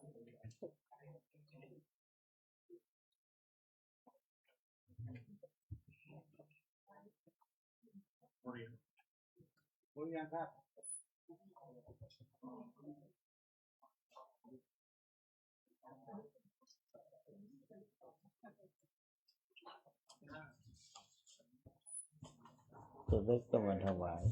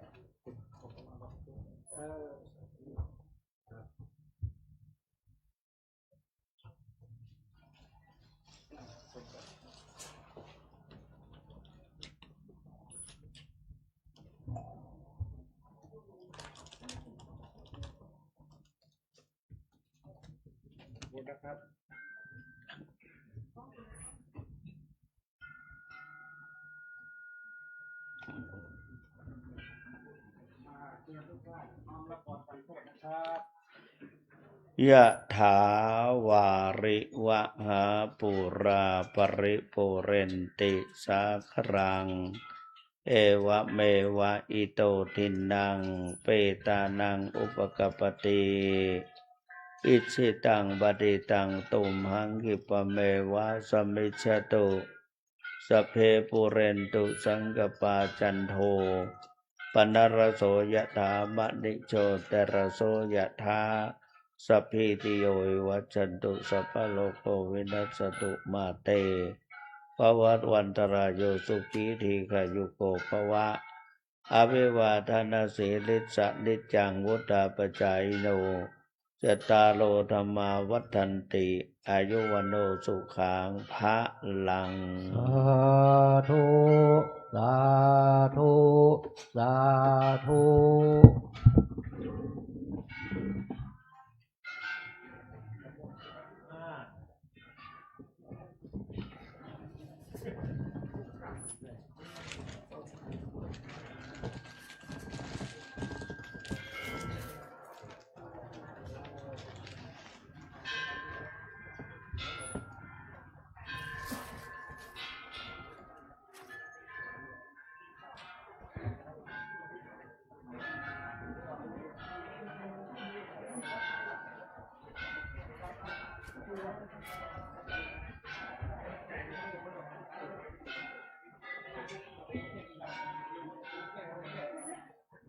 ครับ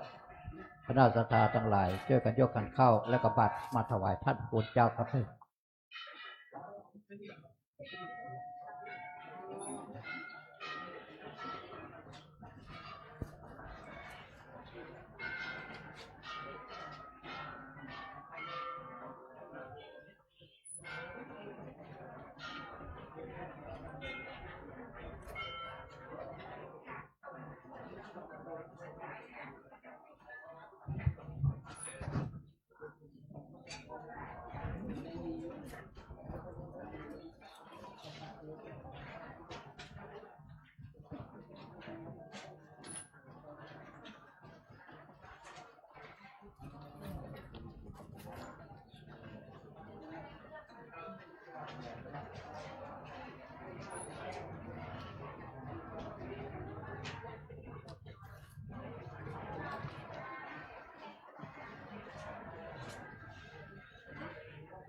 นี่พาเนรลงเยอะนะโยมก็ทยอยไปเรื่อยไปเรื่อยให้ครบไม่ควรรูปละสองนะรูปละหนึ่งพอ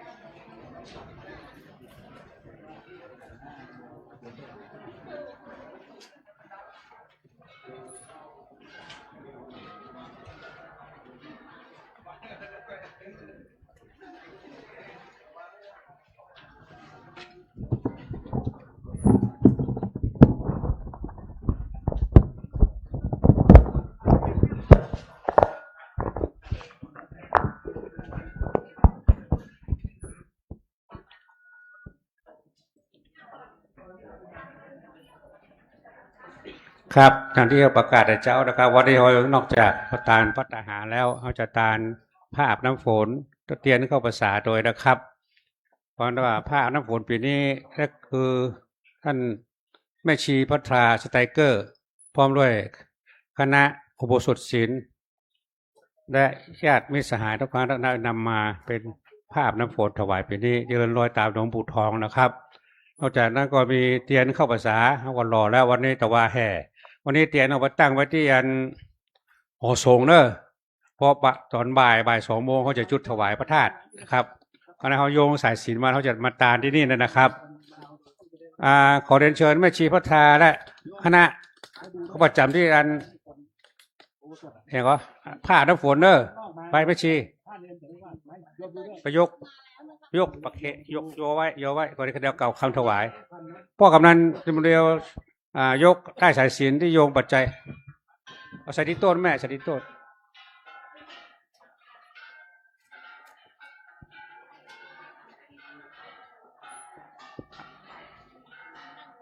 นั่งไงนี่โน่นที่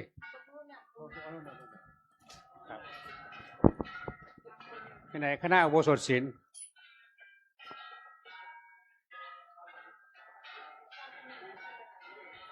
ที่กระดกวันเดียวมานั่งหน้ามานะเอาใครที่ว่างๆมายกมาโยงผ้าป่าผ้าอาบน้ำฝนทางหน้านี่เด้อมีตั้ง40 ผืนก่อนนะครับ47 ผืนก่อนนะครับเอาใส่ที่มือแล้วโยงกล่าวคำบูชาโดยพระไตรปัวจ่าแล้วเอาไปถวายพระทุกรูปละ1 ผืนแล้วก็เน้นทุกรูปนะครับ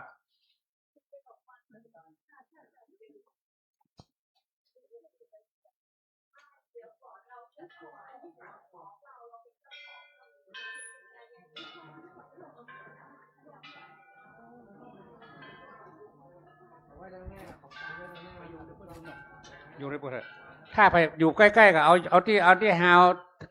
ที่อันนี้ที่ต้นเนอะที่ต้นผ้าน้ำฝนก็ได้เนอะอยู่นั่นก็ได้เอาใส่ในมือนะครับพอกล่าวเสร็จแล้วเอามาถวายนิดเนรก็ได้เนอะถ้าพูดนะครับเรามีส่วนร่วมในการถวายพระอาบน้ำฝนปีนี้นะครับเจริญรอยตามหลวงปู่สอนเอาไว้ว่าคือมีกุปีนะครับตะกี้หลวงพ่อประกาศเทศแล้วนะครับนางวิสาขาประชาบดีน่ะเป็นคนแรกที่ถวายผ้าน้ำฝนนี่นะ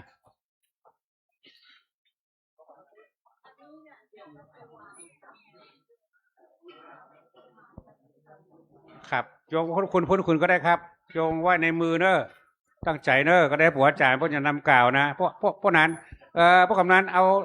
เขาได้สายศีลโยงมาโยงได้ศีลพวกกำนันนั่นไปดังหน้าพวกน่ะพวกกำนันดังหน้าหลวงปู่น่ะสายศีลเป็นม้วนนั่นน่ะเอามาดังพานนั่นนะครับยกมาดังพานเลยครับ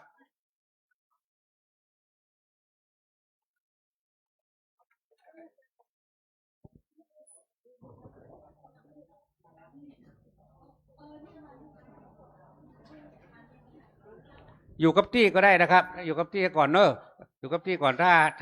กล่าวเสร็จแล้วก็เอาไปเกณฑ์นะครับก็ได้ผัวจ่ายพระจันนำเขากล่าวเนอะพร้อมยังครับพร้อมแล้วเนาะเรียนเชิญผัวจ่ายนำถวายเลยนะครับครับต่อไปก็ว่านะโมพร้อมเดียวกันครับนะโมตัสสะภะคะวะโตอะระหะโตสัมมาสัมพุทธัสสะนะโมตัสสะภะคะวะโตอะระหะโตสัมมาสัมพุทธัสสะนะโมตัสสะภะคะวะโตอะระหะโตสัมมาสัมพุทธัสสะว่าตัวผมนะครับอิมานิมะยังพันเตพัตตานิจาปฏิปะยุคังนิจาปฏิปังนุจาปัจฉิกษาปัจ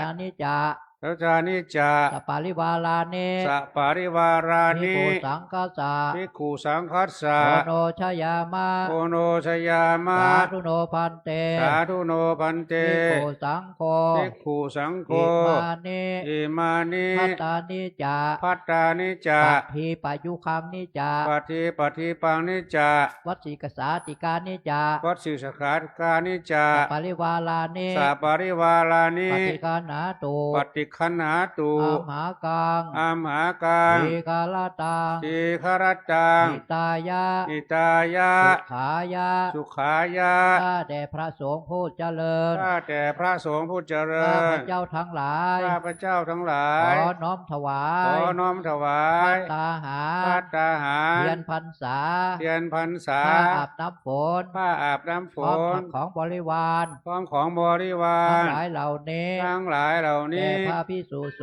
งฆ์ แก่พระภิกษุ ข ส อง พระ ฆ์ พิสุสงฆ์จงรับ ขอพระภิกษุสงฆ์จงรั พั บ ตตาหาร พระตาหา เทีย ร นพรรษา เทียนพรรษา ผ้าอาบน้ำฝน ผ้าอาบน้ำฝ พร้อม น กับของบริวาร พร้อมกับของบริ ทั้ง วา หลาย ร เหล่านี้ ทั้งหลายเหล่า ข นี้ องข้าพระเจ้าทั้งหลา ข ย องข้าพเจ้าทั้งห เพื่อ ลา ป ย ระโยชน์ เพื่อประโย และ ชน์ ความสุขความเจริญ และความสุขความเจ แก่ ริ ข้า ญ พระเจ้าทั้งหลาย แก่ข้าพเจ้าทั้งหลา ต ย ลอดกาลนานเถิ ตลอด ด กาลนานเธอ สาธุ เอาไว้ชีพทายกพานที่ไม่ชีถือถวายหลวงพ่อเจ้าอาว่าสเลย ประเคนเลยนะครับ ประเคนเจ้าอาว่าสเลย แล้วก็ที่ท่านถือถูกแต่ละผืนถวายพระองค์หรือองค์ไหนก็ได้ครับรูปละผืนไปเลยนะครับก็กระนำบุญเดียวประเคนขันประเคนได้สายศีลแล้วก็ต้นโดยต้นเงินโดยครับ เนนด้วยนะครับทั้งเนนด้วยทั้งเนนด้วยก็ได้นะครับ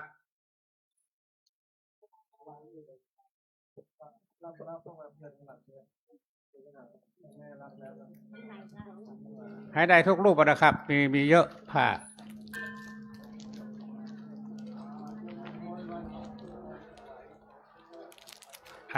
ดูนะครับถามพระคุณเจ้าดูนะครับ ว่ารูปไหนยังไม่ได้ ขอเมตตาและบอกครับ โยมจะได้ถวายให้ได้ทุกรูปนะครับจำพรรษา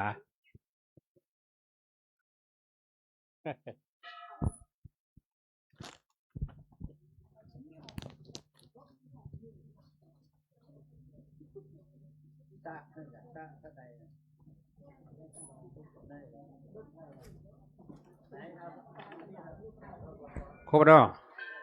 ดูดังเน้นด้วยเด้อกูเน้นจะขาดนะครับ แต่เจ้าได้นับมี40ผ้ามี47เหลืออยู่เป็นอย่างครับเตรียมน้ำยาจะรับปอนตั้งใจรับปอนนะครับ อัปปโลกก่อนอัปปโลกก่อน โอปโลกก่อน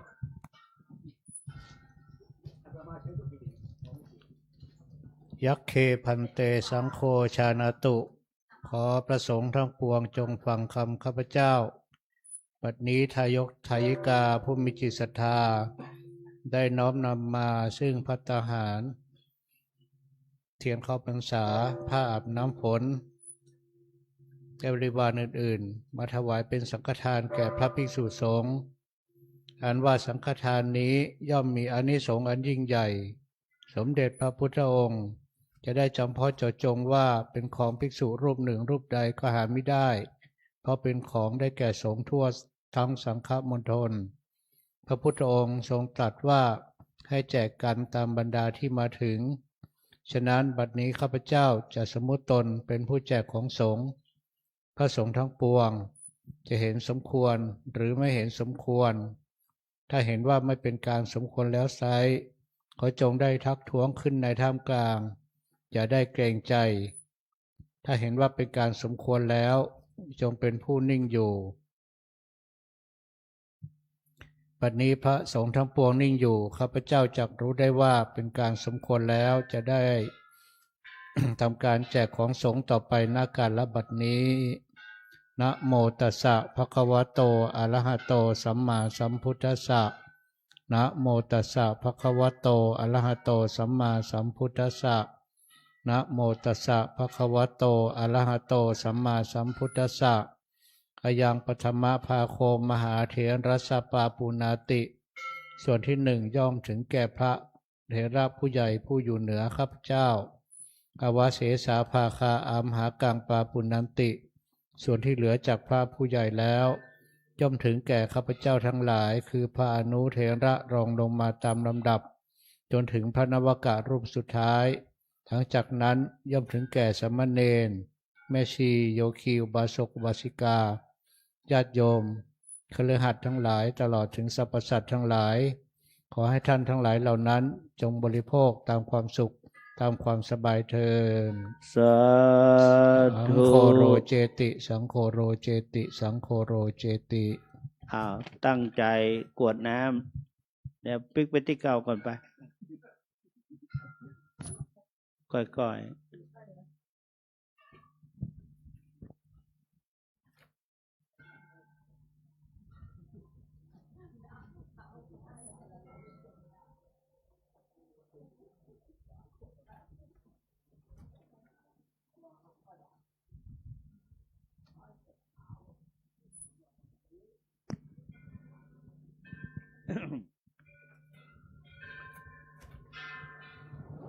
ยะถา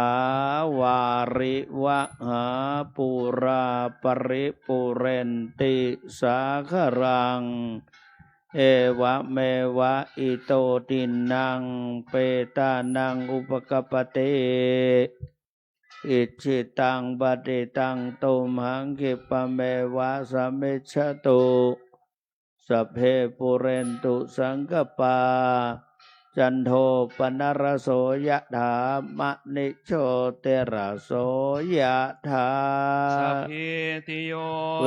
วัชันตุสัพพะโรโค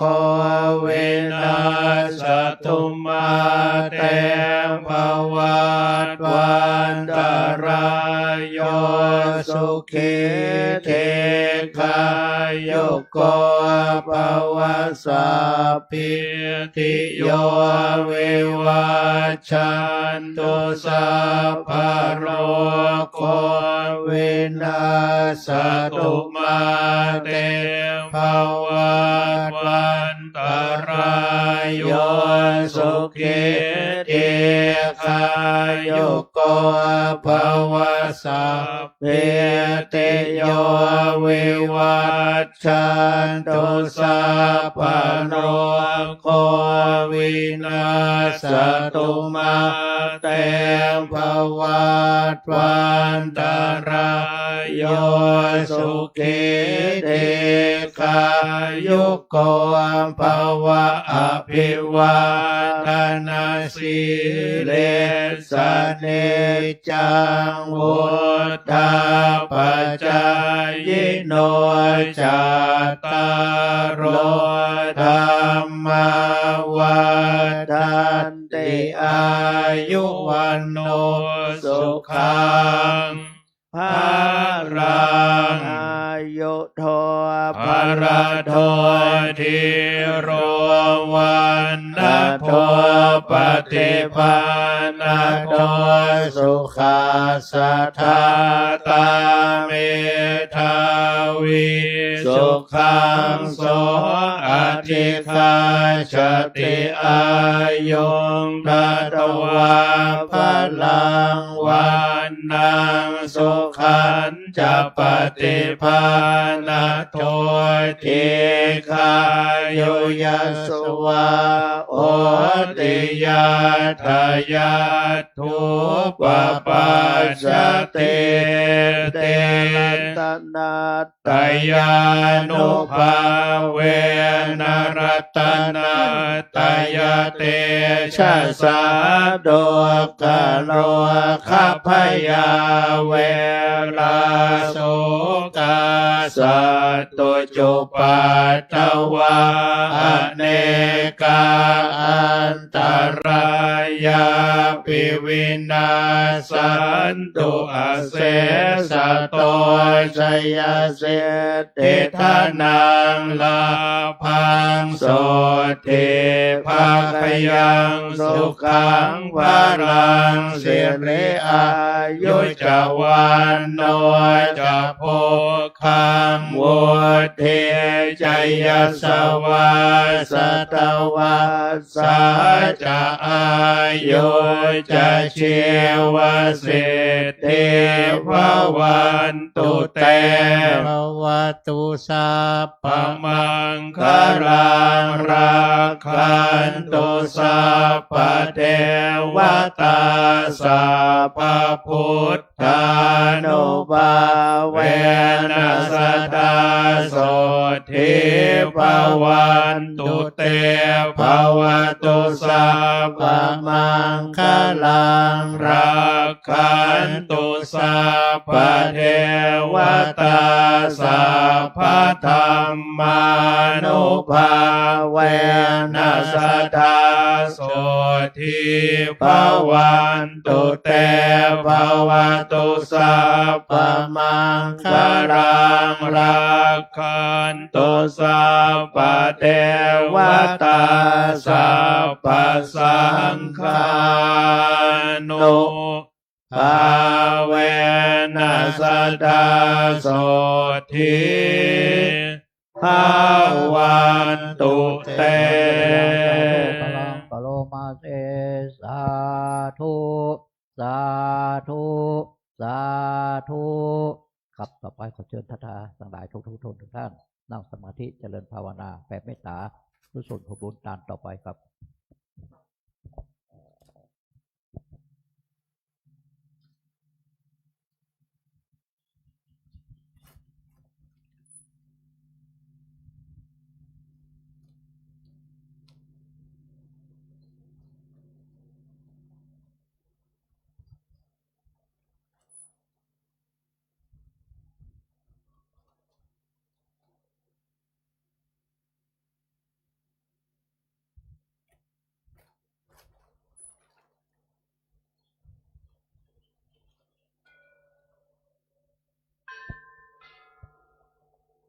ครับสมควรแก่เวลา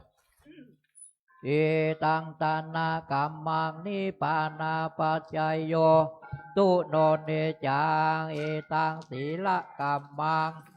นาปัจจยโยตุโนเนจังเอตังภาวนานิปานาปัจจยโยตุโนเนจังยังกินเจกัตตาปังกัมมังสัพเพทิกตังปุญญังโนอนุโมทันโตสุนันโตพนโตชามิงทานเนอาเทกาตาเทกายุกาสาธาโหนโตจัตตานังสุขีอัตตานังปาลิหาลันตุมาตาปิตาสุโหนโตโตกาปามุจันโตสัพเพญาติกาสุขิตาโหนโตปามุจันโตสัพเพปามุจันโตสัพเพปิตาทัสสะเพเปตาสุเกตาหุนโตโตกัปปามุจันโตสัพเพสุเกตาหุนโตโตกัปปามุจันโตวาสุเกตาหุนโตโตกัปปามุจันโตสัพเพอาจาริโยสุขิตาหุนโตโตกัปปามุจันโตสัมปัตเตนังสามิชันตุโววันตาเมพุทธังสัพพะเมกัมมัทเมวันเตวันตาเมธัมมังสังฆามัทเมวันเตวันตาเมสังฆังสัพพะเมโตสังฆามัทเมมิโกโลอุปัสสะจาริเย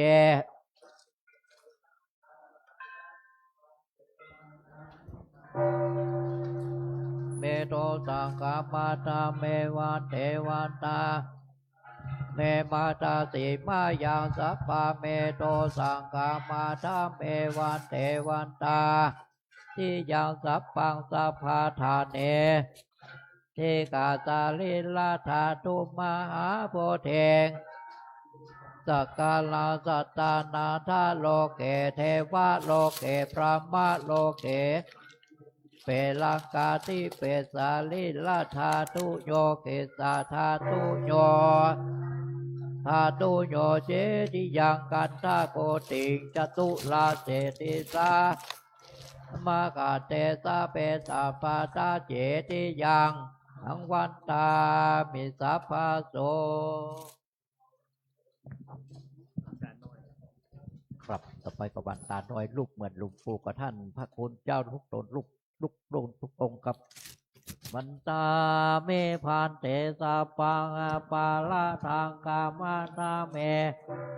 มายังกาตังพุทยังสามินาอนุโมเทตาฟังสามินายังไม่หักตาฟังสาธุสาธุอนุโมทนามิ จัตตาโลธรรมาวัฏันติอายุวันโนสุขังพระลัง สาธุสาธุสาธุกล่าวกำลาพร้อมเดียวกันครับอันตาธานิมายังพันเตคัจฉามาพาหุกิจามายัง